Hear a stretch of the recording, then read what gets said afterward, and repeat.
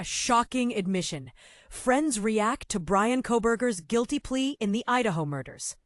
The unexpected decision by Bryan Kohberger to plead guilty on Wednesday has stirred strong reactions from those who knew him as a child. Kohberger, who admitted to the brutal stabbing of 4 University of Idaho students in November 2022, is now facing a life sentence behind bars, a turn of events that has left his former friends both astonished and confused. "I have to admit, I felt overwhelmed yesterday," confessed Casey Arntz, 32, in a text to the Idaho Statesman on Thursday. Could he really have harbored such violent thoughts before? Did he ever consider harming me or my friends? Were we only spared because of our friendship with him? Casey and her younger brother Thomas shared their childhood with Kohberger in the picturesque Pocono Mountains, nestled near the Pennsylvania-New Jersey border. They reminisced about playing video games together and enjoying outdoor adventures in the region's dense forests. However, as high school approached, Kohberger's struggles with drug addiction created a rift, which he eventually overcame, leaving them apart for years. The news of his arrest in December 2022 at his parents' Pennsylvania home was a shocking revelation. Once their somewhat awkward, observant teenage friend, he suddenly stood accused of a heinous crime across the country that ultimately traced back to their own community. The victims, Madison Mogen and Kaylee Goncalves, both 21 years old, and Xana Kernodle and Ethan Chapin, both 20, endured multiple stab wounds during the tragic incident at an off-campus residence in Mosto, as disclosed by Latah County Prosecutor Bill Thompson.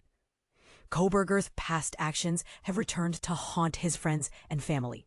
He admitted in court to using a fixed-blade knife, purchased on Amazon in March 2022, to fatally attack the students. The subsequent move to Pullman for his PhD at Washington State University included carrying the knife in its leather sheath, which was later found at the crime scene along with his DNA.